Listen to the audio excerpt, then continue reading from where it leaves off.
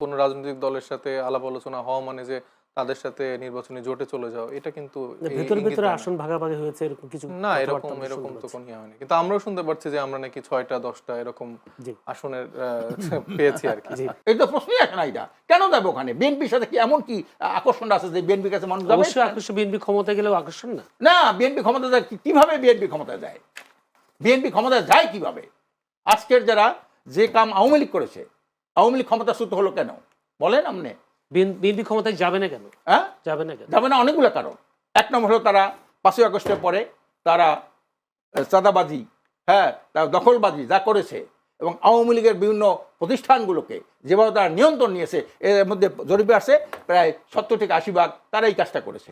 আজকের ফুটপাতের চাঁদাবাজি কারা করে? বিএনপি করে। আমাদের সাথে তার একটি বন্ধুত্বপূর্ণ সম্পর্ক আছে। কিন্তু এনসিপির সাথে এই রাজনৈতিক দলের সাথে তার কোনো সম্পর্ক নেই। সম্পর্ক যদি নেই। ব্যক্তিগত সম্পর্কের জায়গা বলেন, আমাদের সাথে অনেকের সাথে তার একটা ব্যক্তিগত সম্পর্ক আছে। আমাদের একই বিশ্ববিদ্যালয়ের পড়াশোনা, একই সাথে অনেক দীর্ঘদিনের একটা যাত্রা। সেখান থেকে তার সাথে আমাদের একটা সৌহার্দ্যপূর্ণ একটা সম্পর্ক রয়েছে। সেক্ষেত্রে যদি আছে, যদি নাই থাকে বা আপনার সুসম্পর্ক আছে, কিন্তু তার এই বক্তব্যটাকে আপনি কিভাবে দেখছেন যে আসলে বড় কোনো সংঘাতের আশঙ্কা এনসিপি দেখছে কিনা? হ্যাঁ, সংঘাতের তো একটা আশঙ্কা তৈরি হচ্ছে। কারণ যেভাবে রাজনৈতিক দলগুলো আসলে বিভাজিত হচ্ছে, যেখানে আসলে এই সময়টাতে সবচেয়ে বেশি ঐকমত্যের প্রয়োজন, তার বদলে আসলে জুলাই সনদ বা এরকম গুরুত্বপূর্ণ বিষয়গুলোকে পাশ কাটিয়ে যখন শুধুমাত্র নির্বাচনের ট্রেনে ওঠার আলাপ উঠে আসে এবং সেই দিকেই আসলে ধাবিত হয় এবং নানাভাবে আসলে বিভিন্ন জায়গায় আমরা দেখছি আসন দেয়া হচ্ছে, ভাগবটোরার আলাপ উঠছে। তো সেই জায়গা থেকে তো আসলে আমরা দেখছি যে জাতীয় পার্টির মতো দল নতুন করে আবার তারা দাবি তুলছে যে আওয়ামী লীগ ছাড়া নাকি নির্বাচন হবে না। এই আলাপগুলো উঠছে কিভাবে? এই আলাপগুলো উঠছেই তো আসলে আমাদের মধ্যে বিভাজনগুলো তৈরি হওয়ার ফলে। তো সামগ্রিকভাবে আমরা বিভিন্ন জায়গায় দেখছি যে আওয়ামী লীগের ঝটিকা মিছিল শুরু হচ্ছে। কারণ তাদের ব্যাপক একটা ফান্ডিং আছে। সেই ফান্ডিংটা কিন্তু তারা চ্যানেলাইজ করছে এবং আমাদের দেশে বিভিন্ন জায়গায় ঘাপটি মেরে থাকা যারা লীগের সন্ত্রাসী বাহিনী আছে, তারা বিভিন্ন রাজনৈতিক দলে আশ্রয়-প্রশ্রয় পাচ্ছে। তো সেই আলোকেই তো আসলে একটা নতুন করে সম্ভাবনা তৈরি হচ্ছে। এছাড়াও দেশি বিদেশি অনেক এজেন্সি, অনেক সংস্থারও একটা মদদের জায়গা অবশ্যই আছে যে দেশে একটা অস্থিতিশীল পরিস্থিতি তৈরি করা, একটা 1-11 এর মতো পরিস্থিতি তৈরি করার যে একটা আশঙ্কা অবশ্যই আছে। এই যে আপনি বলছেন বিভিন্ন রাজনৈতিক দলের মধ্যে বিভেদ তৈরি হয়েছে, বিভেদ চলছে, সেক্ষেত্রে এনসিপির দায় কতটুকু? এনসিপির দায় আসলে তো এনসিপির দায়ের জায়গাটা খুব বেশি আমি বলতে চাই না আরকি। কারণ এনসিপি বরঞ্চ দায়িত্বশীল ভূমিকা রেখেছিল একটা ঐক্য ধরে রাখার জন্য হুম, ডে ওয়ান থেকে। সেটা জাতীয় সরকারের ফরম্যাট বলার ক্ষেত্রে যেমন একটা ভূমিকা ছিল, কিন্তু সেটা হয়নি। হুম। এবং রাজনৈতিক দলগুলো যেভাবে আসলে চারিতা করে গেছে এবং সামগ্রিকভাবে যেই প্রসেসে আগানোর কথা ছিল সেটার দিকে তারা যায়নি। তো এনসিপি বরাবরই তাদের লাইনটা ক্লিয়ার ছিল। এই লাস্ট জুলাই সনদের ক্ষেত্রে যখন তারা দেখতে পেয়েছে যে এটাও একটা মানে কোনো আইনি ভিত্তি নেই, একটা কাগজি দলিল হিসেবে রয়ে যাবে, সেখানে তারা তাদের বাধ্য হয়ে আসলে মানে তারা তো জনতার সাথে প্রতারণা করতে পারে না। রাজনৈতিক দলগুলোর সাথে একটা সুসম্পর্ক রাখার জন্য তো জনতার সাথে আমরা প্রতারণা করতে পারি না। তাদের রক্তের উপরে দাঁড়িয়ে আমাদের রাজনৈতিক দল। তো সেখানে আসলে এত বড় প্রতারণা আমরা করতে পারিনি। তো এক্ষেত্রে যদি আপনারা বলেন যে আপনারা ঐক্য বিনষ্ট করেছেন, সেটা বলতে পারেন। কিন্তু আমরা জনগণের সাথে কোনো প্রতারণা করতে চাই না। তা আপনাদের বক্তব্যগুলো কি মনে হয় না আপনাদের কিছুটা বিভেদ তৈরির কারণ তৈরি করেছে? যদি বলি, কত সপ্তাহ, কতদিন বিএনপির বিরুদ্ধে, কতদিন জামায়াতের বিরুদ্ধে, আবার শোনা যায় জামাতের সাথে জোটে যাচ্ছেন, আবার শোনা যাচ্ছে যে বিএনপির সাথে জোটে যাচ্ছেন, কিন্তু তাদের এই দুই দলের বিরুদ্ধেও আপনাদের বক্তব্যগুলো বেশ আক্রমণাত্মক, এরকম বক্তব্য তো হচ্ছে নাকি? না দেখেন, আমরা তো আসলে মানে আমরা এমন কোনো বক্তব্য দিয়েছি যেটা আসলে মিথ্যা কথা বা নেগেটিভলি পোর্ট্রে করা হয়েছে এরকম তো না। হুম, যেটা বাস্তব, যেটা সত্য সেটাই আমরা তুলে ধরছি। হুম, এখন মানে বিএনপির যদি কোনো ভুল ত্রুটি করে থাকে আমরা তো সেই সমালোচনাটা করব। জামাত ইসলামী যদি কোনো ভুল করে থাকে সমালোচনা করব। সেম ওয়েতে আমাদেরটাও করবে। এটা হুম, আপনারা জাজ করবেন যে আসলে এটা কতটুকু সত্য কথা বলা হচ্ছে, কতটুকু মিথ্যা কথা বলা হচ্ছে। তথ্য যদি ভুল থাকে আপনারা সেটা জাতির সামনে তুলে ধরবেন। অন্য হুম, দলেরটাও সেইভাবে তুলে ধরবেন। হুম, তো আমরা তো আমাদের জায়গা থেকে আমরা যদি দেখি যে আসলে একটা দল মানে পিয়ারের আলাপ তুলে একরকম আবার অন্যদিকে চলে যাচ্ছে, দেখা যাচ্ছে যে সেই যেখানে তাদের দাবি ছিল ওটাতে স্টিক না থেকে দেখা যাচ্ছে যে আবার অন্য আলাপে চলেছে, সেক্ষেত্রে তো জামাত ইসলামের ক্ষেত্রে আমাদের আহ্বায়কের এরকম বক্তব্য এসছে, সেম ওয়েতে বিএনপির জায়গাটাও এসছে। তো তাদের যে ঐতিহাসিক দায়ের জায়গাগুলো সেগুলো যদি আমরা পর্যালোচনা না করি, হুম। তাহলে আবার ৯০-এর মতো তিন জোটের রূপরেখার মতো একটা আলাপ আবার 20 বছর পর জাতিগত কোনো একটা ফেলিয়ারের সিচুয়েশনে আসবে, সেখানে ঐতিহাসিকভাবে এই তরুণদেরকে দায়ী করা হবে। মানে আমরা দেখলাম জামায়াতের সাথে আপনাদের সবচেয়ে আক্রমত বক্তব্যগুলো হচ্ছে জুলাই সনদে স্বাক্ষর করার পর থেকে, জামায়াত স্বাক্ষর করার পর মানে আপনাদের সাথে কি কোনো চুক্তি ছিল যে তারা স্বাক্ষর করবে না, আপনাদেরকে বাদ দিয়ে তারা স্বাক্ষর করে ফেলেছে? এরপর থেকেই বলা হচ্ছে, নাহিদ ইসলাম বলেছেন পিআর পদ্ধতি নিয়ে জামায়াত রাজনীতি প্রতারণা করছেন। না, এরকম করে এরকম আসলে তো পরপর আমরা দেখলাম না, এরকম করে আনুষ্ঠানিক কোনো সামনে- চুক্তি বা আলাপ আলোচনা কোনো রাজনৈতিক দলের সাথে এনসিপির ছিল না। একটা পারস্পরিক বোঝাপড়া আছে, যেরকম ভাইদের সাথে আমাদের একরকম বোঝাপড়া আছে। এটা সব রাজনৈতিক দলের সাথে বোঝাপড়া আছে যে জুলাই প্রশ্নে আমরা এক, বাংলাদেশ প্রশ্নে আমরা এক, মানে শেখ হাসিনা এবং আওয়ামী লীগ প্রশ্নে আমরা এক। এই বিষয়গুলো তো আসলে আলাদা করে যে চুক্তি স্বাক্ষরিত হবে সেরকম না। এটা তো আমাদের সাথে অন্যান্য রাজনৈতিক দলকে একটা মানে দীর্ঘদিনের একটা বোঝাপড়া ছিল। সেই জায়গা থেকে আমরা যখন দেখি যে গুরুত্বপূর্ণ রাজনৈতিক দল হিসেবে যারা ভূমিকা পালন করছে তাদের এরকম আসলে কথা দিন একরকম রাতে একরকম, সেই জায়গা থেকে ধরেন জামাতের বিরুদ্ধে এরকম আক্রমণাত্মক কথা এর আগে আমরা দেখিনি। বিশেষ করে জুলাই সনদে স্বাক্ষর করার পর যেভাবে আপনাদের নেতারা একের পর এক জামাত সম্পর্কে বক্তব্য দিয়ে যাচ্ছে, এই বিষয়গুলো নিয়ে আসবো আরো আপনার সাথে আলাপ করে। একটু যেতে চাই প্রথম অধ্যাপক আশরাফ আলী আকুন। আশরাফ আলী আকুন, ইসলামী আন্দোলন বাংলাদেশ ঐকমত্য কমিশনে আলোচনায় আছে, মাঠেও আছে, আন্দোলন চলছে। আপনারা সম্ভবত কালকেও আপনাদের একটা বিক্ষোভ কর্মসূচি আছে পিআর পদ্ধতি এইসব দাবিগুলো নিয়ে। আমি প্রথম প্রশ্নটা হচ্ছে যে তথ্য উপদেষ্টা মাহফুজ আলম যেই বক্তব্যটা দিয়েছেন, আপনারা কি মনে করেন আসলে বড় কোনো সংঘাত আমাদের সামনে রয়েছে কিনা, বা নির্বাচনের আগে আগে এই ধরনের কোনো সংঘাত হওয়ার সম্ভাবনাও আপনি দেখেন কিনা? আসসালামু আলাইকুম রহমতুল্লাহ বরকাতহু। সম্মানিত সঞ্চালক, উপস্থিত আমার সহযোদ্ধা, পার্টনার, দেশ বিদেশের যারা শ্রোতা দর্শক আছেন তাদেরকে শুভেচ্ছা জানাই। এটা হলো কি, আমাদের একটা অদৃষ্টে নির্মম পরিহাস। এই যে কথাগুলো শুনতে হচ্ছে, ডক্টর ইউনূস সাহেব বললেন যে নির্বাচনটা খুব উৎসব মুখর হবে, এবং যে নির্বাচন কেউ কোনোদিন দেখে নাই। বিশ্বকে আমি একটা নতুন উদাহরণ করব, যাতে বাংলাদেশ থেকে বিশ্ব এখান থেকে শিক্ষা নিতে পারে একটা সুষ্ঠু নির্বাচন। এত ধরো বিভিন্ন সময় উনি এই কথাটাই বলেন, আমরা যখন ওনার সাথে কথা বলেছি উনি কিন্তু এইভাবে আশ্বাস দিয়েছেন। সেইখানে তারই একজন উপদেষ্টামূলক একজন সদস্য এই ধরনের একটা উদ্ভট কথাবার্তা বলবে, একটা আতঙ্কিত করবে জাতিকে, এটা জাতি আশা করে নাই। কি হবে না হবে সামনে আর 2-1 মাসের মধ্যে দেখতে পারবেন, বা কিছুদিনের মধ্যে দেখতে পারবেন। এটা আমি মনে করি একটা উদ্ভট কথা, এবং সরকারের মধ্যেই একটা অনৈক্যের প্রতিধ্বনি তার এই বক্তব্য দেখা যায়। কারণ ইউনূস সাহেবের সাথে তার এই বক্তব্যে কোনো যোগসূত্র খুঁজে পাওয়া যায় না। আমি মনে করি, আমি যদি একটু বলি, সংঘাতের পথটা কি আপনারা তৈরি করছেন কেন রাজনৈতিক দলগুলো? না, এটা উনি যেহেতু আপনার, আমি এক প্রশ্ন শেষ করি, আপনারা ঐকমত্য কমিশনের বৈঠকেও আছেন, আবার বিভিন্ন দাবি নিয়ে রাজপথেও আছেন, দেশটাকে উত্তাল করার জন্য, উত্তেজনা করবার জন্য, এই বিষয়গুলো কারণে কি বলা হচ্ছে? আমরা এটা চাই নাই। আমরা রাজপথে আসি, নির্বাচনের প্রস্তুতিতে আসি, আবার সংলাপেও আসি। এটার কারণ হলো, আমরা 53 বছরের মধ্যে যে রাজনৈতিক ধারা দেখতেছি, যে ধারা আমরা অর্জন করেছি, এটা কিন্তু একটা দেশ ধ্বংসের ধারা। এইটা কিন্তু ঐকমত্য কমিশনও একটা ভূমিকায় লিখেছেন যে 53 বছরে এই যতগুলো নির্বাচন হয়েছে, যতগুলো সরকার এসেছে, তারা কেউ জন আকাঙ্ক্ষা পূর্ণ করতে পারে নাই। এটা কিন্তু ওনারা বলেছেন। তাহলে বোঝা গেল 53 বছরে যারা সরকার গঠন করছিল তারা কিন্তু কার্যত একটা ব্যর্থ সরকার ছিল। তারা কখনোই জন আকাঙ্ক্ষা তারা পূর্ণ করতে পারে নাই, একটা সুন্দর সঠিক নির্বাচন দিতে পারে নাই, একটা ইনসাফপূর্ণ একটা সরকার গঠন করতে পারে নাই, একটা কার্যকরী সংসদ তারা প্রস্তুত করতে পারে নাই। এই 53 বছরে এইটাই কিন্তু ওনারা এই আপনার ভূমিকার মধ্যে, এটা এও জানবে, হ্যাঁ, আমার সমালোচক এও জানবে, এরকম একটা ভূমিকা লেখছে তারা।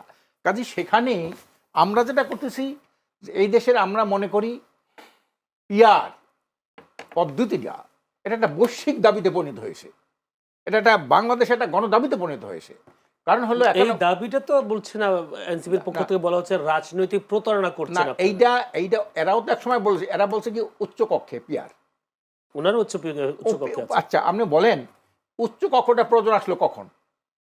আমরা একটা ইউনিটারি দেশ, তো একক একটা দেশ না, ছোট্ট একটা দেশ, এখানে কোনো প্রদেশ নাই, কোনো অঙ্গরাজ্য নাই, কিছু নাই। এইখানে যে 300 এমপি, তার মধ্যে 90 থেকে 95 জন এমপি দুর্নীতিতে আখণ্ড নিমজ্জিত। তাদের ট্যাক্স ফ্রি গাড়ি, বাড়ি, প্লট সব কিছু করেছে তারা। আপনি একটা জরিপ করেন জরিপে দেখবেন যে দল তখন ক্ষমতায় ছিল তাদের নেতা কর্মী মন্ত্রী এমপিদের একটা জরিপ করেন, সেখানে দেখবেন 90 থেকে 95% এরা দুর্নীতির সাথে আকণ্ঠ নিমজ্জিত। এরা কাজে একটা দুর্নীতিমুক্ত সমাজ এগুলো সম্ভব না। এই জন্য আমরা চাচ্ছি কোনো ব্যক্তি, আজকে যেমন আসিফ নজরুল সাহেব একটা কথা বলেছেন যে আপনি যদি এই একটা বিএনপি আরপিওতে একটা সংশোধন চায়, সেটা কি যে জোটে থাকলে ওই নির্বাচন কমিশন কি বলছে, জোটে যারা থাকবে শরিক দলগুলো তাদের নিজের মার্কায় নির্বাচন করতে হবে, কিন্তু এটা বিএনপি চায় না, বিএনপি চায় না। তখন আসিফ নজরুল সাহেব কি বলেছেন, যদি ব্যক্তি যদি থাকে খুব ব্যক্তি ছাড়া, যেমন পিয়ারে ব্যক্তি, এখন তো ব্যক্তি নাই, ওনার পিয়ার চায় না, ব্যক্তি লাগবে। তাহলে উনি বলছে ব্যক্তি যদি লাগে তাহলে অন্য দলের মার্কায় সে নির্বাচন করবে কেন? দেখেন অবস্থা এখানে ব্যক্তি কিন্তু গৌণ। এই জন্য আমরা বলি এই পিয়ারটা একটা সুস্থ স্বাভাবিক কার্যকরী সংসদ করতে হলে, দুর্নীতি দুঃশাসন মুক্ত একটা সরকার গঠন করতে হলে পিয়ারের কোনো বিকল্প নাই। আর নিষ্কক্ষে যদি পিয়ার না থাকে, উপর কক্ষে আপনি 100 লোক এখানে বসাইবেন, তাদের ওই যে ফোরার উপরে গোদের একটা ভার বহন করবেন, হ্যাঁ, হাতি সোদাদের মতো বসাই থাকবেন, এই উচ্চকক্ষের কোনো কাজ নাই তো। এই যে ঐক্যমত্য কমিশনের যে এও জানবে, ঐক্যমত্য কমিশনের যে উচ্চকক্ষের যে কার্যাবলী বলেছে, তাতে সে না আইন প্রণয়ন করতে পারবে, না আইনের কোনো প্রস্তাব দিতে পারবে, না আইন সে আটকাই রাখতে পারবে। সেগুলো সংখ্যাগরিষ্ঠতা, সংবিধান সংশোধনের জন্য সংখ্যাগরিষ্ঠতার পক্ষে আছে কিনা ভোট দিতে পারবে। একটা প্রশ্ন, আমি শেষ করি, আমি এটা এখন যেটা হলো যে এই কারণে আমাদের দাবি থাকবে, আমরা বিশ্বাস করি, মনে প্রাণে বিশ্বাস করি যে একটা দুর্নীতিমুক্ত একটা কার্যকরী সংসদ করতে হলে শতভাগ মানুষের ভোটাধিকার প্রতিষ্ঠার জন্য পিয়ারের কোনো বিকল্প নাই, এবং সেই পিয়ারটা লাগবে হলো লোয়ার হাউসে এবং এইটার ভিত্তিতে আপার হাউসে, হ্যাঁ, দুইটাই লাগবে। এই জন্য কিন্তু আমরা এই কথা উত্থাপন করেছি ওখানে, ওনারা কিন্তু এটা গ্রাহ্য করে নাই, ওনারা কিন্তু কোনো এই কথাটা আলোচনায় নাই, কারণ এরা হলো ওয়েস্টমিনিস্টার সিস্টেমের মাথা এদের, মগজ এদের, কাজে এই জন্য নামতে পারে নাই। এই জন্য আমরা বলছি যে আপনারা যে আমাদের এই কথাটাই শুনলেন না, উঠাইলেন না, আমরা বাদ দিয়ে যাইতাম, বিএনপি তো এটা নাম মানতো, তার নোট অফ ডিসেন্ট দিত, কিন্তু আলোচনায় আমরা আনলেন না কেন? এই জন্য আমরা এই দাবি, ইনশাল্লাহ জনগণের দাবি আমরা নতুন করে আপনারা নিয়ে আসছেন দেশে একটা অরাজকতা তৈরি করবার জন্য, তারা বলে এইটা হলো চরম মূর্খতা। কারণ আমাদের 2008 সালের আমাদের ইশতেহারে কিন্তু পিয়ার ছিল, 2008-এ, 2018-তে আমাদের পিয়ার ছিল। এইবারও আমরা মহাসমাবেশের মাধ্যমে পিয়ারের কথা ঘোষণা করেছি, সেখানে জামাত সহ এরাও তো ছিল সেই মিটিং, আমাদের হিন্দু বৌদ্ধ ছিল, সেখানে কিন্তু সবাই পিয়ারের পক্ষে কথা বলেছে। পরবর্তী পর্যায়ে কোনো একটা হয়তো কোনো একটা শক্তি ইন্ধনে সেখানে শুধু আপার কক্ষ নিম্নকক্ষে না, আপনি বিশ্বাস করেন, আপনি চিন্তা করেন, একটা লোক যদি লোয়ার হাউসে পিয়ার না থাকে, আপনি 1% ভোট পাইলেন, 1% ভোট পাইলে একজন আপার হাউস দেবে, লোয়ার হাউসের আমরা অবস্থা রাখি বলে। আজকে আমরা মোটামুটি পিয়ার নিয়ে বেশি আলোচনা করতে চাই না, আমি একটু যেতে চাই। এনসিপির পক্ষ থেকে আরও একটা বলা হচ্ছে জামায়াত ক্ষমতায় এলে আওয়ামী লীগ ফিরে আসতে পারে, যেহেতু জামায়াতের সাথে আপনারা জোটবদ্ধ আছেন, নির্বাচনী জোট, তাহলে কি আপনারাও কি তাহলে সেই দায় নিচ্ছেন কিনা? জামাত ক্ষমতা এলে নিশ্চয়ই আপনারা ক্ষমতা আসবেন নাকি?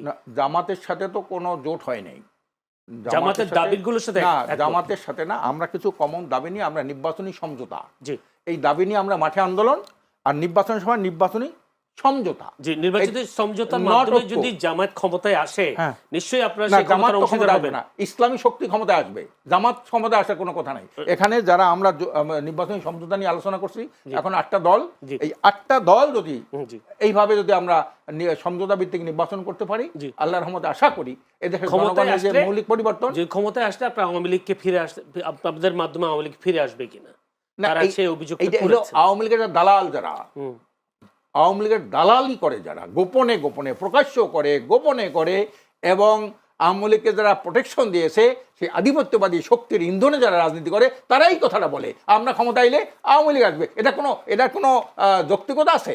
এটার কোনো 1% কোনো যৌক্তিকতা আছে? এইটা ওই দালালরা বলে, যারা আধিপত্যবাদের দালাল, যারা আওয়ামী লীগের দালাল, আওয়ামী লীগ যাওয়ার পরে, চলে যাওয়ার পরে তাদের সমস্ত ব্যবসা প্রতিষ্ঠানগুলা যারা পাহারা দিয়ে রাখতেছে, প্রোটেকশন দিতেছে, এটা তাদের কথা। কিন্তু আপনি আওয়ামী লীগের কোনো প্রশ্ন আসে কিভাবে? আওয়ামী লীগ তো একটা ভারতের একটা এজেন্ট হিসাবে এই দেশে কাজ করছে, তার তো স্বাধীন সার্বভৌম কোনো রাষ্ট্র, কোনো দল ছিল না। কাজে ওরা যা বলতো এরা তাই করতো। কাজে এই যে কথাটা, এইটা আমি মনে করি এরা যারা ভারতের বা আধিপত্যবাদের দালাল এবং তাদের চক্রান্তে যারা দেশে রাজনীতি করে, এই কথাটা তারাই বলতে পারে যে এই যে নির্বাচনী সমঝোতা ভিত্তিক যে আমরা যে 8টা দল একসাথে হয়েছি, তারা যদি ক্ষমতায় আসি আওয়ামী লীগ ফিরে আসে। আওয়ামী লীগ ফিরে কোনো প্রকল্প আছে ধন্যবাদ। বলেন? মানে আওয়ামী লীগ ফিরে আসবেন আপনাদের কথা প্রশ্নই আসে না, জি, প্রশ্নই ধন্যবাদ। আসে না। আমি একটু ছোট্ট করে একটু উত্তর জানতে চাই সাহেব মুস্তাফিজের কাছে। সাহেব মুস্তাফিজ, এই বক্তব্য তো আপনাদের সামান্তা শারমিন দিয়েছিলেন যে জামায়াত ক্ষমতায় গেলে বা ইসলামী আন্দোলন বা জামাত যারা আছে ক্ষমতায় গেলে, ইসলাম আন্দোলনের কথা বলেন। জামাত ক্ষমতা গেলে আওয়ামী লীগ ফিরে আসবে। যেহেতু ইসলামী এক জোট 8টা-7টা দল, সেক্ষেত্রে তারা যদি ক্ষমতায় যায় আওয়ামী লীগ ফেরার এই আশঙ্কাটা কেন হয়েছে এনসিপির? এটা সামান্তা শারমিনের বক্তব্য। সামান্তা শারমিন তো আপনাদের দলের হ্যাঁ, ডেফিনেটলি।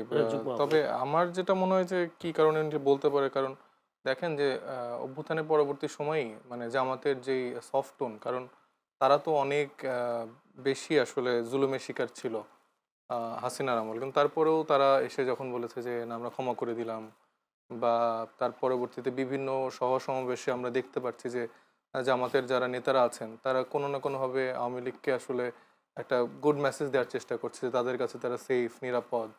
আবার আমরা বিদেশেও দেখছি কিছু কিছু নেতাদের সাথে বৈঠক হয়েছে। তো এই জায়গাগুলো থেকে একটা আশঙ্কা তৈরি হচ্ছে। তবে আমরা আশা করতে চাই যেন তারা আসলে এই এই ব্যাপারগুলো একটু কথাগুলো চিন্তা জুলাই করে সনদে রাখে। স্বাক্ষর করার পরেই বেশি আসছে। না, তার আগেও আমাদের থেকে কথা এসছে, যেরকম আপনি ইন্ডিভিজুয়াল এরকম ব্যক্তির বিশেষ কথা বলেন, আমরা যখনই এরকম কিছু দেখেছি আওয়ামী লীগ প্রশ্নে তো আসলে কোনো ছাড় দেওয়ার সুযোগ নেই। জি। এটা আমাদের জায়গায় বা ব্যক্তিগত জায়গা থেকে আমরা সবাই যখনই দেখেছি এটা প্রতিবাদ করেছি। জি। বিএনপি ও জামায়াত ইসলামীর সঙ্গে নিজেদের পার্থক্য বোঝাতে গিয়ে দুই দলকেই কথায় বেরিয়েছেন জাতীয় নাগরিক পার্টির মুখ্য সমন্বয়ক নাসিরউদ্দিন পাটোয়ারি। নাসিরউদ্দিন পাটোয়ারি অভিযোগ করেছেন, গত 52 বছর বিএনপি গণতন্ত্রের কথা বলে বাংলাদেশের জিয়াতন্ত্র কায়েম এবং জামায়াত ইসলামী ইসলামের কথা বলে মৌদুদি তন্ত্র কায়েমের চেষ্টা চালিয়েছে। অথচ আবার দেখা গেল মিয়া গোলাম পরোয়ার, জামায়াত ইসলামী মিয়া গোলাম পরোয়ার বলছেন যে এনসিপি হলো তাদের সন্তান, অর্থাৎ তারা জন্ম নিয়ে বাপের সাথে পাল্লা না দিতে বলেছেন। তাহলে কোনটা সত্য? আসলে মিয়া গোলাম পরোয়ারের কথা সত্য না নাসিরউদ্দিন পাটোয়ারির কথা সত্য? মিয়া গোলাম পরের কথা তো ডেফিনেটলি সত্য না। কারণ দেখেন অভ্যুত্থানের পরবর্তী সময় থেকেই যারা আছেন বিএনপি, জামাত বা যতগুলো রাজনৈতিক দল, স্টেক হোল্ডার আছেন, তারা বিভিন্নভাবে আসলে এটাই স্ট্যাবলিশ করার চেষ্টা করেছে যে এই সন্তানগুলো আমাদের, বা আমরা এদেরকে কোনো না কোনোভাবে নার্চার করেছি, বা এদের পিছনে বিএনপির কোন নেতাকে বলতে শুনিনি এরা আমাদের থেকে জন্ম নিয়েছে, তোমরা বাপের সাথে পাল্লা দিতে এসো না। এই কথা বিএনপির কোন নেতা এটা এটা তো গোলাম পরোয়ার সাহেবের আবার আসলে একটা রাজনৈতিক একটা শিষ্টাচারের জিনিস- বহির্ভূত যে কথাবার্তা, জি। তার থেকে এটা এসছে আর কি। তো বিএনপি থেকে কিছুটা দায়িত্বশীল জায়গা ছিল দেখে হয়তো বা এইরকম করে টোনে কথা বলে, বাট তারাও এরকম টোনে অন্যভাবে অনেক কথাই বলেছে যে এরা বাচ্চা কাচ্চা, এরা ছোট, বা এটা তো আমাদের থেকে এসছে, এদেরকে আমরা বিভিন্ন সময় এটা করছি ওইটা করছি, তো এরকম করে অনেক কথাই আসছে। এখন দেখেন যে মানে আমরা তাদের সবাইকে শ্রদ্ধা করতে চাই, কারণ বিগত সময় তাদের সবারই কোনো না কোনো ভূমিকা ছিল, কিন্তু তারা এই সময় এসে যদি আসলে আরেকটা গ্রুপকে ছোট করে দেখে, হেয় করে দেখে, এটা দুঃখজনক। কারণ এই সময় আসলে বয়স মানে এই ব্যাপারগুলোকে আসলে ম্যান্ডেটরি করা উচিত না। কারণ এনসিপি কি জামায়াত ছোট করে দেখেছেন এরকম কোন বক্তব্য কি আপনার কাছে আছে? এই যে এনসিপি যে বক্তব্যগুলো দিয়েছে সেই বক্তব্যের জবাবে তিনি এই কথাগুলো বলেছেন মিয়া গোলাম পরোয়ার। এনসিপি দেখেন এনসিপি রাজনৈতিক বক্তব্য দিয়েছে। এনসিপির রাজনৈতিক বক্তব্যকে আমরা এক্সপেক্ট করি যে রাজনৈতিক দলগুলো রাজনৈতিকভাবে ডিবাঙ্ক করবে। জি। এখন যদি নাহিদ ইসলামের আমাদের আহ্বায়কের যদি বক্তব্যতে সেটা নিয়ে আলোচনা করতে পারতেন, তার কাছে ওরকম উত্তর নেই। মানে অ্যাকচুয়ালি যে এই ব্যাপারে তার উত্তর নেই দেখি তো সেটা এই কথা বলেছে। আপনি শুনেছেন তার বক্তব্য এই রিলেটেড আর কোনো কথা আছে? সে ডিরেক্ট এটা দিয়ে আক্রমণ করেছে। তো এখানে তো আসলে বোঝাই যাচ্ছে যে কে আসলে মানে চাইল্ডিশ বা তাদের কার কাছে বক্তব্যের ম্যাচুরিটি জবাব কম। না থাকা মানে তারা রাজনৈতিক প্রতারণা করেছেন, বিষয়টা এমন? হ্যাঁ, তারা রাজনৈতিক প্রতারণা তো করেছে। আপনি তো এটা তো আমি অবশ্যই এখনো বলবো যে তারা রাজনৈতিক প্রতারণা করেছে। কারণ জুলাই তো আমাদের কাছে একটা বড় বিষয়, এবং আমরা আসলে রাজনীতিতে জুলাইয়ের উপরে এসেছি। এই জুলাই অভ্যুত্থানের ঘটনাটি যদি না ঘটে, এত মানুষের শহীদ না হতো, আমরা এই দায় নিয়ে আসলে আমরা রাজনীতি হয়তো আসতাম না। মানে আমাদের এছাড়া হয়তো বা আমরা অন্য কোনো কাজ ছিল, কিন্তু আমরা ঐতিহাসিকভাবে মনে করেছি যে রাজনৈতিক দলগুলোর উপর আমরা ভরসা করতে পারি না। সেই জায়গা থেকে আমরা এসেছি, এবং আমরা মোটামুটি দেখলাম যে আসলে তাদের উপর ভরসা করা যায় না। কারণ তারা বেসিক যেই তাদের যে একটা ক্যারেক্টারিস্টিক, এই রাজনীতিতে শেষ কথা বলে যে কিছু নেই, এই প্রেক্ষাপটটাই বারবার উন্মোচিত হচ্ছে। তো সেই জায়গায় তো ঐতিহাসিকভাবেই পুরো বাংলাদেশ প্রতারিত হয়েছে এই রাজনৈতিক দলগুলোর কাছে, যারা আসলে জুলাই সনদে স্বাক্ষর করেছে। কারণ আপনি দেখেন, স্বাক্ষর করার পরের দিনই হচ্ছে যে পরের দিন নয়, ওই দিনই শিশির মনিরের স্ট্যাটাসে 3 বার সে এডিট করলো, মানে এটা হতে হবে, এটা না হলে এটা না, আবার সেটা মুছে দিল, না হলে এটা না। আবার তার পরের দিনই হচ্ছে যে গোলাম পরের বললো যে যদি আইনি ভিত্তি বা না পাওয়া জুলাই যায়, সনদের দালিল না পাওয়া যায় তাহলে তারা স্বাক্ষর মুছে ফেলবে। প্রত্যাহার করবেন। তো এটা তো আসলে খুবই চাইল্ডিশ কথাবার্তা। আপনি যদি এনশিওর না হন তাহলে আপনি কেন স্বাক্ষর করতে গেছেন? জি, ধন্যবাদ। আমি একটু উত্তরটা জেনে আসি। ইসলামী আন্দোলন বাংলাদেশ, আশরাফ আলী আকুন, আপনারা তো সেই সংবাদ সম্মেলনে ছিলেন, যে মিলা গোলাম পরোয়া যে সংবাদ সম্মেলনে করেছেন। বলা হচ্ছে যে যে স্বাক্ষরটা করা হচ্ছে, যে তাদের আইনি ভিত্তি যদি পাওয়া না যায় জুলাই সনদের, আপনারা সেই স্বাক্ষর প্রত্যাহার করে নেবেন। জামাত প্রত্যাহার করলে নিশ্চয়ই আপনারাও প্রত্যাহার না, করবেন। এইটা তাদের আলাদা আলাদা দলের বক্তব্য থাকতে পারে। আপনারা পিছনে আমরা ছিলেন, আপনারাও ছিলেন না না পাশে। আমরা বলেছি প্রত্যাহার, তখন কিন্তু আমরা আপনারা মনে বলেন করি নাই যে না আমরা না প্রত্যাহার না করব। আমরা না, এটা তো বলা হয় না, এটা তো উনি এইভাবে বলে নাই। উনি একটা জনসভায় কোথায় এই কথাটা বলছে, না, সংবাদ যদি- সম্মেলনের কথা যদি বলছি। আইনে ভিত্তি না দেওয়া হয় তা আমরা এটা মুছে ফেলবো, এটা বলছে। তাহলে আমরা তো চাইতেছি যে এটা আইনি ভিত্তি হলো, একটা স্বাক্ষরটা হলো প্রাথমিক কাজ, এরপর আইনি ভিত্তি দেওয়া, এটিকে পাকাপোক্ত টেকসই করার জন্য গণভোটের দাবি করা। সেই গণভোটটা আমরা চেয়েছি যে নির্বাচনের আগেই হবে, ওই সংসদ নির্বাচনের আগেই গণভোটটা হবে। এখানে ধারাবাহিক আছে। এই জন্য যে বাস্তবায়ন না হলে মুছে ফেলবো, এটা তো অকার্য, বাস্তবায়ন না হলে তো এটা অকার্যকর। এরকম তো অনেক কিছুই হয়েছে, কিন্তু বাস্তবায়ন হয় না কিছু। কাজে সেই হিসাবে এটা উনি বলতে পারে। কাজে আমরা মনে করি প্রাথমিক ধাপটা হলো জুলাই সনদের স্বাক্ষর, জি, এরপর হলো আইনি ভিত্তি, যেটা প্রেসিডেন্টের আদেশে বা একটা সাংবিধানিক আদেশের মাধ্যমে একটা দ্বিতীয় ধাপ। তৃতীয় ধাপ হলো গণভোট। এটা আমরা 3টা দাবি করেছি। তা সেখানে যদি বাস্তবায়ন না হয়, আদেশ না হয়, এই সনদ স্বাক্ষরের মূল্যটা কি, এটা আমরা বলেছি। এটা আমরা সবাই কিন্তু বলেছি। মূল্যটা কি, মানে তার স্বাক্ষর কি প্রত্যাহার করে নেবেন কিনা? বিষয়টা। প্রত্যাহার করা বলা হয় নাই, এটা এটা এটা বলা হয় না যে প্রত্যাহার করা। আমাদের লিখিত বক্তব্যের মধ্যে কিন্তু এটা নাই জি। যে আমরা স্বাক্ষর যদি না হয় এটা অকার্যকর হয়ে যাবে। যদি এটা বাস্তবায়ন না হয়, এটা যদি আদেশ না থাকে, এটা যদি গণভোট না হয়, তাহলে এই সনদটা এটা অকার্যকর হয়ে যাবে। জি। এটা আমরা বলেছি, কিন্তু আমরা মুছে ফেলবো এই কথা বলি নাই। একটা প্রশ্ন, সেটা হচ্ছে এনসিপির যিনি মুখ্য সমন্বয়ক নাসিরউদ্দিন পাটোয়ারি বলেছিলেন, যেটা বিএনপি গণতন্ত্রের কথা বলে বাংলাদেশের জিয়াতন্ত্র কায়েম এবং জামায়াত ইসলামের কথা বলে মওদুদি তন্ত্র কায়েম চেষ্টা চলছে। আপনারাও মওদুদি বিরোধী ছিলেন দীর্ঘদিন। না, এটা হচ্ছে নাসিরউদ্দিন পাটোয়ারির না না, কথা। আমার প্রশ্নটা একটু শুনেন। আপনারা মওদুদি বিরোধী ছিলেন, জামায়াত ইসলামী মওদুদি ইসলাম এ ধরনের প্রচার করে, এ ধরনের কথাও আপনারা শুনেছি আপনাদের মুখ থেকে। এখন সেই মওদুদিবাদী সংগঠনের সাথে আপনারা কেন নির্বাচনের সমঝোতা করতে এখানে গেলেন? মওদুদিবাদীর কোনো প্রশ্ন নাই। তারাও পরিষ্কার বলেছে যে আমরা মওদুদির কোনো যে আকীদা, তার যে কিছু মাসলা আছে, এগুলো আমরা বিশ্বাস করি না। জি, আমরা রাজনীতিকভাবে তার কিছু রাজনৈতিক দর্শন আছে, একামতে দিন, তার দিন কায়েম করতে চায়, এই ব্যাপারে মওদুদি হিসেবে একটা ফর্মুলা আছে। উনি বলছে এখান থেকে আমরা শিক্ষা গ্রহণ করি কীভাবে দিন রাষ্ট্রীয়ভাবে বাস্তবায়ন করে, এইটা উনি বলছে। এই কারণে জিয়ার যেখানে সে থাকবে, কিন্তু এক ফ্যাসিস্ট বিদায়ের পরে আর এক ফ্যাসিজম এদেশে কায়েম হতে না পারে। এখানে ফ্যাসিস্টে বারবার ফ্যাসিস্টের পতন হয়, কিন্তু ফ্যাসিজমের পরিবর্তন হয় না। ফ্যাসিজম থেকে এখন যেমন ফ্যাসিজম আছে, এখন দেখেন আপনার বিএনপি যেয়ে বললো যে উপদেষ্টাদের মধ্যে জামাতের লোক আছে, প্রশাসনের মধ্যে জামাতের লোক আছে, আবার জামাত যেয়ে বললো এর মধ্যে বিএনপির লোক আছে। 70 থেকে 80% প্রশাসন পুলিশেরা বিএনপির লোক। এই বললেন, এই যে বললে আসলেন না, ঠিক না? এটা দুই পক্ষেই কিন্তু বলা বলি শুরু হইলো। এইটা একটা তদন্ত, এনসিপির পক্ষ থেকেও বলা হয়েছে, এনসিপি তো বলেই, আসাদ আব্দুল্লাহ বলেছেন। হ্যাঁ বলছে। কাজে এই জন্যে এরা যেটা বলছে মওদুদিবাদ, জিয়াতন্ত্র, এত বড় বড় কথা, আবার বিএনপির সাথে বৈঠক করে, জামাতের সাথে বৈঠক করে এরা, হ্যাঁ, এইটা তো আমার বুঝি আসে না। এত বড় বড় কথা বলার পর কি আবার বিএনপির সাথে বৈঠক হয়? জিয়াতন্ত্র কায়েম করতে চায়, জি। আবার মওদুদিবাদ এইটার সাথে আপনি চিন্তা করেন, এটা বিএনপির সাথে তারা বৈঠক করে, আবার কি আবার জামাতের সাথে বৈঠক করে, এরাই করে। কি জন্য করবে এটা? হ্যাঁ, কি জন্য করে? কি জন্য করে? তাদের একটা রাজনৈতিক একটা ফায়দা নেওয়ার জন্যে। এটাই তো নিয়ম। আহলে বৈঠক করবে কেন? যেখানে নাসিরউদ্দিন পাটোয়ারি বলছে বিএনপি প্রথম বললো 50 থেকে 100 আসন পাইতে পারে, একটা সব এনসিপি পাবে, এটা নাসিরউদ্দিন পাটোয়ারি বলছে না? আবার সেই দলের সাথে কেন তারা সংলাপ করে, কেন তারা একের পর এক বৈঠক করে বলেন? আর যদি মওদুদিবাদ কায়েম করতে চায়, হ্যাঁ, জামাতের সাথে বা এরা বৈঠক করে কিভাবে? জি। এক একজন একটা গ্রুপ এক এক দলের সাথে যায়। জি। সবাই কিন্তু এটা অনেকটাই বহুজাতিক পার্টির মতো। একদল বিএনপির দিকে, একদল জামাতের দিকে, একদল নিজেরা সংগঠন করতে চায়। বহুজাতিক পার্টি, শক্তিশালী করতে চায়। হ্যাঁ, বহু দলীয় চিন্তা এটার মধ্যে আছে। যেহেতু বিভিন্ন দল থেকে এখানে লোক জড়ো হয়েছে না, কাজে এখান থেকে কিন্তু মূল কথা বাইর করা খুব মুশকিল। একজন আরেকজনের বিপরীত কথা বলে, একজন আরেকজনের বিপরীতে কথা বলে এরা। হ্যাঁ, এটা তো কথার কোনো ঐক্যতা নাই, এই কথার কোনো একমত নাই, এরা সবসময় কথা বলে। বিএনপির সাথেও যায়, জামাতের সাথেও বসে, আমাদের সাথেও তো বসে, আমাদের সাথেও তো বসে বহু মতের দল এনসিপি, এবং এইটাকে ওরা বলে জামাতের পক্ষে, কেউ বিএনপির পক্ষে, কেউ নিজেরা নিজেদের সংগঠন। না, এইটাকে বলে এইটাই নাকি ভিন্ন মত থাকে, এইটাই গণতন্ত্রের সৌন্দর্য। ওটা নতুন একটা শব্দ আবিষ্কার হচ্ছে, এটা গণতন্ত্রের সৌন্দর্য। এই গণতন্ত্রের সৌন্দর্য লিয়া বিএনপির দিকে যায় একবার, জামাতের দিকে যায় একবার, আমাদের সাথে বসে একবার, এইটাই নাকি এক এক ধরনের কথা বলে। আমি একটু উত্তরটা শুনে আসি।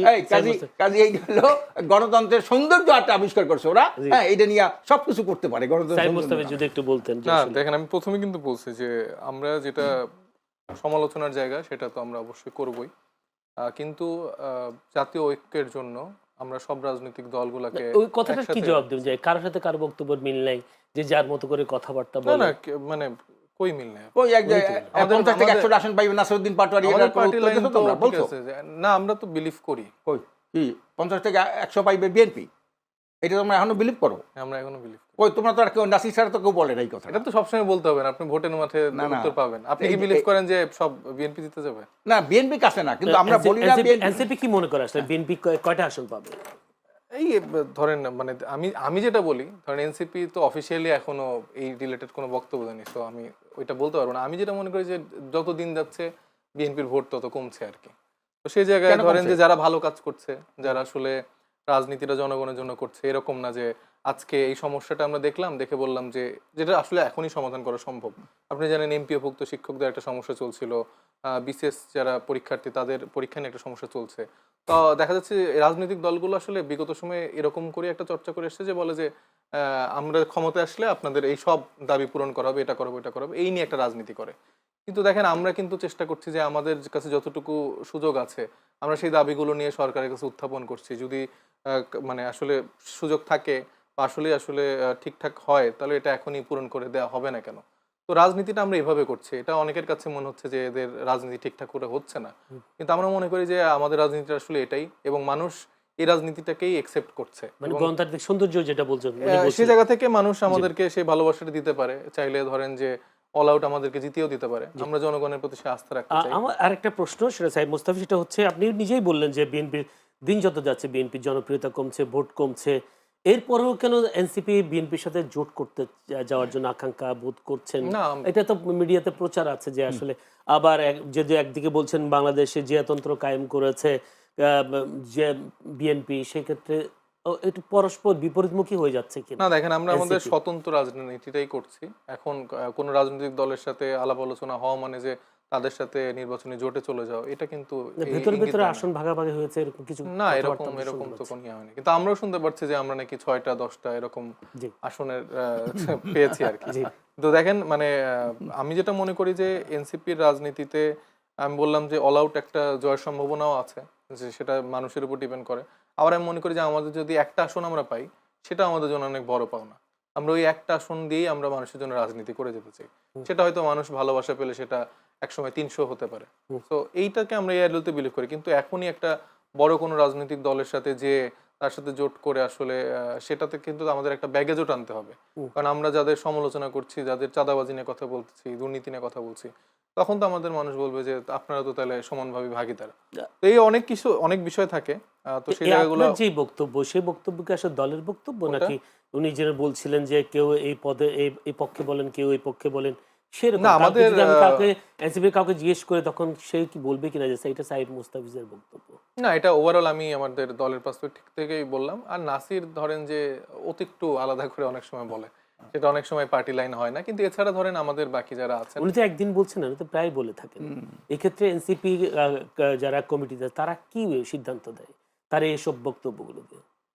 বললেন 300 আসন 100 আসন পাবে, এরপরে সালাউদ্দিনকে নিয়ে একটা বক্তব্য দিয়েছিলেন, মন্তব্য করেছেন। আমরা চেষ্টা করি যেন রাজনৈতিক সৌন্দর্য বা রাজনৈতিক শিষ্টাচারের জায়গাটা যেন আমাদের প্রত্যেকটা সদস্য যেন নিশ্চিত করতে পারে, সেটা নিয়ে আমাদের আলাপ আলোচনা হয়, সেটা নিয়ে কথা হয়। তারপরেও দেখা যায় যে দিন শেষে অনেক সময় অনেকের বক্তব্য আসলে অনেক মানে দলকে আসলে ব্যাপারটা ব্যথিত এমন করে। কিনা যে আসলে কেউ কাউকে মানছেন না, বিষয়টা এমন না না না, ডেফিনেটলি এরকম না। না? যদি তাই না হয় তাহলে আপনাদের সম্ভবত একটি যে সম্মেলন যেটা হলো শুক্রবার, সেখানে আমরা দেখলাম বেশ আলোচিত হাতাহাতি সংঘর্ষের একটা ঘটনা ঘটেছে। হ্যাঁ, কেন এটা ওইটা হচ্ছে? হাতাহাতি ঘটেছে হচ্ছে যে ওইখানের ২টা ওয়ার্ডের যারা কর্মী ছিল তাদের মধ্যে একজনের সাথে আরেকজনের দেনা পাওনার সম্পর্ক ছিল।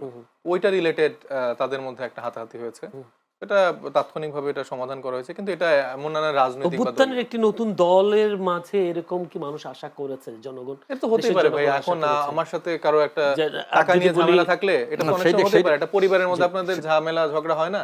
সেটা তাও দলীয় যেটা একটা আওয়ামী লীগ প্রোগ্রামে। সবসময় বলতো যে আওয়ামী লীগের সাথে কোনো গন্ডগোল হলে কোনো দলের বলে বিচ্ছিন্ন একটি ঘটনা ঘটতে না না, বিচ্ছিন্ন ঘটনা। আমি তো আমি তো আপনার কাছে ডিরেক্ট স্বীকার করলাম যে এরকম একটা ঘটনা ঘটেছে এবং এই প্রেক্ষিতে ঘটেছে। আপনারা তদন্ত করতে পারেন যে আসলে মূল ঘটনা কি। জি। আমি আরেকটা বিষয় উল্লেখ করতে চাই যে আজকে হচ্ছে যে মানে একটা দুর্ঘটনা ঘটেছে মেট্রো রেলের জি। বিয়ারিং প্যাড পরে একজনের একজন লোক মৃত্যু মারা ঘটেছে। গেছে। তো এটা আসলে খুবই দুঃখজনক। আমার মনে হয় যে এই বিষয়গুলো নিয়ে আলোচনা হওয়া উচিত টকশোগুলোতে। কারণ আমরা প্রায় সময়ই অনেক সময় অনেকে বলছে যে অনেক উন্নয়ন দেশে হয়েছে, এই মেট্রো রেল, এই পদ্মা সেতু, কিন্তু এগুলো যে আসলে খুবই নিম্নমানের জিনিস দিয়ে আসলে বানানো হয়েছে এবং এখানে যে অনেক টাকা লুটপাট করা হয়েছে, যেই নির্মাণ খরচ হওয়ার কথা ছিল তার থেকে কয়েকশো গুণ নির্মাণ খরচে যে আসলে এগুলো নির্মিত হয়েছে এবং যেসব প্রতিষ্ঠানকে আসলে এই কাজগুলো দেওয়া হয়েছে সেটাও আসলে দেখা গিয়েছে যে নিজেদের পছন্দ মতন লোকজনকে দিয়ে এগুলো করা হয়েছে। সাইদ তো মুস্তাফি ৫ আগস্টের পরে টকশোগুলোতে এইসব বিষয়গুলো নিয়ে আলোচনা হয়নি? আপনারাও তো আলোচনা করেছেন, আমরা আলোচনা করেছি। না, আমরা এই এই যে আলোচনাগুলো ৫ দেখছি না আগস্টের খুব পরে একটা। যে আওয়ামী লীগের যে লুটপাটের খবর, আমি নিজে আমার এই টকশোতে প্রচুর আজকে আলোচনা আজকে করি। তো তাহলে আমাদের এই বিষয়টা নিয়ে আলোচনা করা উচিত এই ছিল। এটা বিষয়টা তো আজকে জি, গুরুত্বপূর্ণ ছিল। অবশ্যই গুরুত্বপূর্ণ। অবশ্যই একজন লোক মারা গেছেন, যার গেছেন তার তো অবশ্যই এবং অনেক কিছু। আমরা কি করি, মোটা দাগে আমরা তাদেরকে একটা ক্ষতিপূরণের দাবি করি, এটুকুই।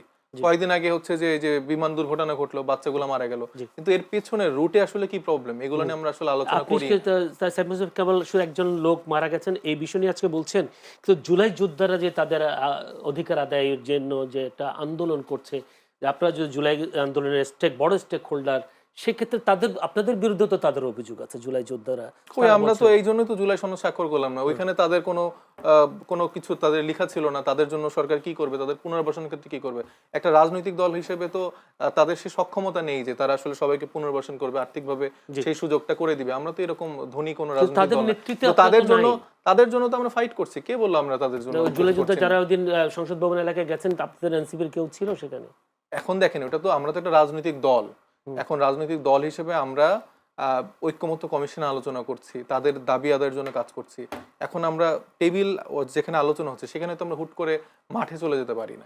জুলাই যোদ্ধারা সেখানে আসলে না পেরে আমরা যখন দেখলাম যে তারা দেখলো যে আসলে এই আলোচনাটা তারা গৃহীত করেনি, তারা তখন বাধ্য হয়েছে যে তারা বাধ্য হয়েছে বা তাদের আপনাদের আপনারা তাদের কাছে গিয়ে শোনেন, আপনাদের তারা প্রতিও এখন আস্থা তাদের নেই। না, সে কারণে ডেফিনেটলি আছে। আমাদের জুলাই যোদ্ধাদের সাথে সবার সাথে রেগুলার কমিউনিকেশন হয়, তারা তাদের আক্ষেপের কথাগুলো আমরা জানাই, আমরা চেষ্টা করি তাদের সেই আক্ষেপগুলো নিয়ে কাজ করার জন্য। আমরা তো বারবার বলছি যে এই শহীদের রক্তের উপরে এই এনসিপি গঠন হয়েছে। ধন্যবাদ আপনাকে। একটু যেতে চাই আশরাফ আলী, এখন আপনি কি মনে করেন এই যে জুলাই, যে ভাই যেহেতু তুলেছেন বিষয়টা, জুলাই যোদ্ধারা যা শহীদ পরিবারগুলো সেদিন আন্দোলন করলো, যেদিন স্বাক্ষর হলো, সেই যোদ্ধাদের পক্ষে আমরা কথা বলতে কাউকে দেখলাম না।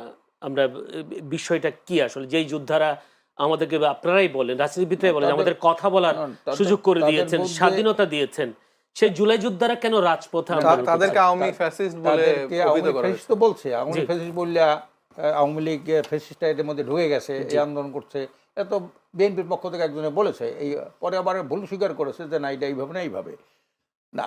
তাদের ব্যাপারটাই তো আমরা সর্বোচ্চ অগ্রাধিকার দিছি যে যারা শহীদ পরিবার হয়েছে তাদেরকে এককালীন অনুদান এবং তাদের মাসিক ভাতা, তাদের পরিবারকে যারা আহত হয়েছে তাদের চিকিৎসা এবং তাদের ভাতা, এই কথাটা কিন্তু আমরা বলেছি, এগুলো আমরা বলেছি, সবসময় বলতে থাকি।